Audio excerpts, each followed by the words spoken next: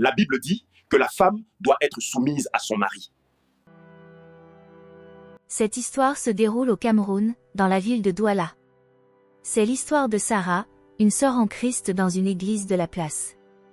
Sarah est née dans une famille qui n'avait pas grand-chose. Son père était taximan dans la ville et sa mère commerçante. Elle était l'aînée de 5 frères et sœurs, et leurs parents les éduquaient en leur inculquant des valeurs chrétiennes. On voyait leurs parents se battre pour subvenir à leurs besoins, et ils faisaient de gros sacrifices, comme se priver eux-mêmes d'habits luxueux et de confort. Ils se battaient pour les études de leurs enfants et en faisaient leur priorité. Sarah était brave à l'école. Elle réussit son CEP et entra dans un lycée de la place. Elle s'intéressa aux matières scientifiques et obtint un baccalauréat série C. Ce fut une grande joie pour la famille, car ses parents voyaient déjà le fruit de leurs efforts et un avenir meilleur. Sarah voulait entrer à l'école de médecine, mais ses parents n'ayant pas les moyens, elle fut obligée de s'inscrire d'abord à l'université publique où elle fit 3 ans et obtint sa licence. Mais cela ne lui permettait pas de trouver un emploi, car presque tous les jeunes au Cameroun sont licenciés. Sarah voulait une formation professionnelle qui lui ouvrirait les portes de l'emploi. Elle présenta alors le concours des infirmiers diplômés d'État. Elle réussit le concours, mais fut envoyée dans une école privée. C'était à nouveau une immense joie pour toute la famille, car ils voyaient déjà le bout du tunnel. Leur fille finirait ses études et décrocherait un bon boulot. Mais ce n'était pas facile. Son père fit des emprunts pour payer ses études et sa mère des tontines. Ses études se déroulèrent bien, malgré l'immensité du travail, les stages à gauche et à droite, les nuits blanches. Mais Sarah arriva au bout de ses études. Elle soutint et obtint la mention très bien. Ses parents et amis étaient présents, tous la félicitèrent, et ses parents organisèrent une petite réception pour rendre grâce à Dieu pour le parcours de leur fille. C'était une victoire, le résultat d'un dur labeur pour tous. Après tout ce parcours, Sarah avait 27 ans. Elle entra dans la phase de vie d'adulte. Elle commença à penser au mariage pendant qu'elle cherchait aussi un emploi. Mais étant chrétienne, elle recalait plusieurs prétendants qui ne l'étaient pas. Jacques, un jeune qui débutait comme banquier, lui faisait la cour. Mais comme il ne partageait pas les mêmes valeurs qu'elle, elle le recala et faisait confiance à Dieu pour avoir un homme bon et qui le craint. Le marché de l'emploi au Cameroun n'étant pas aussi facile, Sarah déposa plusieurs dossiers mais n'était pas recrutée. En attendant de trouver un emploi, elle se débrouillait dans un petit centre de santé du quartier pour prendre soin d'elle-même, car ses parents s'occupaient maintenant de ses cadets et s'attendaient à ce qu'elle les aide. Ce n'était pas facile. Sarah priait souvent avec sa mère pour que Dieu lui ouvre les portes de l'emploi et du mariage, car ça commençait à tarder, mais elle faisait confiance en Dieu. 2 ans passèrent, et Sarah avait maintenant 29 ans. Dieu se souvint d'elle. Elle eut un appel téléphonique d'une grande clinique privée où elle avait déposé ses dossiers, on l'appela pour un entretien d'embauche. Sarah était contente et rendit grâce à Dieu. Elle pria et confia cet entretien entre les mains de Dieu, en lui demandant d'être avec elle dans cette salle et de l'aider à braver. Le jour de l'entretien, tout se passa très bien, et Sarah eut le poste comme laborantine. Elle était émerveillée, ainsi que toute sa famille. Ils rendirent grâce à Dieu, et elle commença à travailler. Elle avait une bonne rémunération. Elle se dit, il ne manque plus que le mariage. Il faut que je quitte la maison de mes parents dans l'honneur. Seigneur, j'ai déjà 29 ans, je ne veux pas atteindre 30 ans sans être mariée. Mais Sarah fréquentait une petite église où il y avait peu de jeunes hommes. On pouvait avoir 1 à 2 mariages par an. Les sœurs étaient généralement plus scolarisées que les frères. Elle n'avait alors jusque-là jamais été approchée par un frère qui voulait l'épouser. On pourrait croire que les frères étaient intimidés par les sœurs.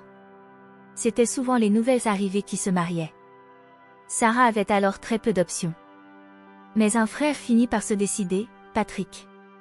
C'était un jeune qui fréquentait l'église depuis un bon bout de temps. Ils avaient été à la jeunesse ensemble. Comme emploi, il était ailleurs avec beaucoup de talent. Plusieurs personnes avaient donné des retours positifs sur son travail. Mais il n'avait pas grand-chose, il n'avait pas d'atelier, ni même un endroit décent pour vivre. Il squattait souvent à l'église comme gardien pour un peu de sous. Il semblait serviable et rendait visite très souvent aux membres de l'église. Sarah examina sa proposition, regardant son âge, elle accepta malgré les avis des personnes qui chuchotaient. Elle se disait, avec le mariage, il va se responsabiliser. C'est un frère en Christ, il va bien me traiter. Ils sortaient souvent et allaient prendre une glace au Shine Ice Cream, leur glacier préféré. Alors elle alla jusqu'au mariage. Leur mariage fut simple mais beau, une petite cérémonie. Il cousu lui-même leurs vêtements. Beaucoup de personnes vinrent les soutenir, la salle était pleine à craquer. Certains disaient, ils ne la méritent pas, d'autres disaient, ils vont se construire ensemble. Ils aménagèrent dans un petit studio presque vide, mais Sarah était heureuse d'avoir quitté la maison de ses parents, même si c'était pour ça. Les premiers mois de leur mariage étaient normaux, la phase de lune de miel. Mais petit à petit, cette phase s'estompa. C'est à ce moment que Sarah fit face à la plus grosse épreuve de sa vie. Elle découvrit des comportements qu'elle ne pouvait pas imaginer chez Patrick. Il était paresseux, il n'aimait pas travailler, il ne l'aidait en rien. Il continuait à se comporter comme un célibataire et pouvait visiter la moitié de l'église le dimanche après le culte, au lieu de rentrer passer du temps de qualité avec son épouse. En semaine, Sarah allait au travail le matin et rentrait faire le ménage et le repas le soir. Concernant son métier de tailleur, il cousait à la maison sur sa petite machine, mais il n'était pas constant malgré le fait que les clients appréciaient son talent. Il mettait trop de temps pour rendre un travail, il avait donc moins d'entrées financières et ne participait presque pas aux charges de la maison.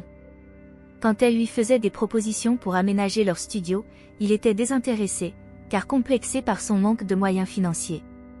Sarah se débrouilla alors pour acheter un frigo, un salon et quelques autres meubles pour aménager leur studio. Quand Sarah voulait se plaindre, il lui disait que la femme doit être soumise, en citant des versets tels qu'Éphésiens 5, verset 22, « Femmes soyez soumises à vos maris », sauf que lui ne prenait pas ses responsabilités de chef de famille. Il se prenait pour le roi, le trophée. Elle devait toujours s'excuser, même pour ce qu'elle n'avait pas fait, car disait-elle, la femme sage bâtit sa maison. On la voyait soulever la bouteille à gaz pour aller s'approvisionner, en payant avec son propre argent.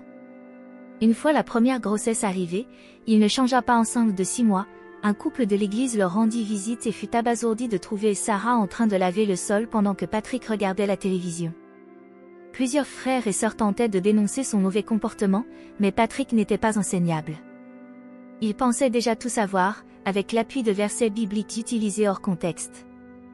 Il disait qu'il avait l'appel au ministère et préférait prier et jeûner au lieu de prendre ses responsabilités de chef de famille.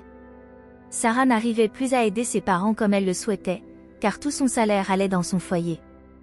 Sa famille dit alors, « Notre fille a épousé un vaurien et un profiteur qui veut la séparer de nous. » Sarah commençait à se poser des questions, « Ai-je fait le mauvais choix? Vais-je supporter ça toute ma vie? » Car le divorce n'était pas une option. Elle se mit alors à prier pour son mari. Nuit et jour, elle faisait des jeûnes pour qu'il change, mais ça empirait parfois. Elle se disait, que vont penser les gens si on n'évolue pas? Elle porta ce fardeau sur elle. Elle le couvrait en public, marchant main dans la main. Après l'arrivée du premier enfant, Sarah avait l'impression d'être seule dans ce foyer. Un jour, elle prit alors des décisions. Elle se dit, je vais fonctionner comme si Patrick n'était pas là. Je vais devenir une femme forte et indépendante. Je vais prendre soin de moi et de mon enfant sans compter sur lui. Je vais épargner pour m'acheter un terrain et construire mon petit bonheur sans rien attendre de mon mari. Elle fonctionna ainsi pendant 2 ans. Elle le gérait à peine, juste des stratégies pour éviter les disputes. Mais lorsque le deuxième enfant arriva, elle ne pouvait plus tenir. Elle était épuisée. Elle avait perdu toute sa fraîcheur à force de se battre toute seule, les charges de la maison, la scolarité de l'enfant, la planification de l'avenir. Elle prit alors un temps de méditation et de réflexion. Elle se dit, je veux que mon foyer marche, mais que faire? Elle se mit à poser des questions à Dieu en toute humilité et resta dans sa présence. Dieu lui dit alors que la solution n'était ni de dépendre d'un homme, ni de compter sur sa propre force, mais de dépendre de lui. Elle commença alors à étudier la parole de Dieu et grandit dans sa relation avec lui. Elle apprit son identité en Christ, qu'elle était déjà aimée, acceptée et qu'elle avait de la valeur, peu importe le regard des autres, selon Ésaïe 43, versets 1 à 6. Elle apprit à ne pas se conformer au siècle présent, mais à être transformée par le renouvellement de l'intelligence, d'après Romains 12, verset 1. Elle apprit la patience, la maîtrise de soi, et que la joie et la paix ne viennent pas de l'extérieur mais de l'intimité avec Dieu, d'après Galates 5, verset 22. Elle apprit à être reconnaissante au lieu de se plaindre tout le temps, d'après 1 Thessaloniciens 5, verset 18. Elle apprit à donner avec générosité selon Acte 20, verset 35. C'est ainsi qu'elle prit la décision de faire des courses pour ses parents chaque fin de mois, telles que du riz, de l'huile, du savon, pour un début. Elle apprit à servir son mari avec bienveillance, sans murmure, sachant que c'est Dieu qui la récompensera. Elle se dit alors, je ne peux pas changer mon mari. Je le remets entre les mains de Dieu, que le Saint-Esprit lui révèle la vérité sur ses manquements. Alors Sarah devint une chrétienne mature. Elle marchait dans la victoire, elle se reposait sur Dieu et ses promesses. Elle était radieuse, elle respirait la faveur de Dieu et eut une promotion. Pendant tout ce temps, son mari l'observait et vit une différence. Il se disait, c'est exactement comme ça qu'un chrétien doit être, mais pourquoi pas moi? Et il se dit, je veux être comme ma femme, je veux ce qu'elle a. Alors il alla humblement en prière et demanda au Saint-Esprit de l'enseigner, de lui expliquer tout ce qu'il n'avait pas compris dans sa parole. Il fut complètement changé. Sarah remarqua qu'il devint serviable. Il commença à prendre ses responsabilités de chef de famille et pourvoyait aux charges de la maison. Il l'appelait pour planifier des choses, et il était le premier à contribuer à leur projet, même si ce n'était pas grand-chose. Il rebâtit un hôtel de prière familiale dans la maison et conduisait les moments. Il aidait Sarah dans les tâches ménagères et à s'occuper des enfants. Pour son emploi, il trouva un emplacement et bâtit un atelier de couture, qu'il développa en mercerie avec le temps. Il eut aussi des apprentis et commença à gagner de gros marchés. Il apprit l'humilité. Il comprit que la grâce de Dieu n'exclut pas le travail avec diligence, que Dieu ne bénit pas les paresseux, et qu'être chrétien, c'est avoir une relation avec Dieu, et non multiplier les jeûnes et prières sans révélation. Ils apprirent tous les deux que Dieu ne bénit pas un foyer où il n'y a pas d'harmonie, et ils se battaient pour conserver cela. Ils eurent un 3e enfant, dans le bonheur conjugal et la maturité. Ils se retrouvèrent alors au Shine Ice Cream pour un moment convivial en famille.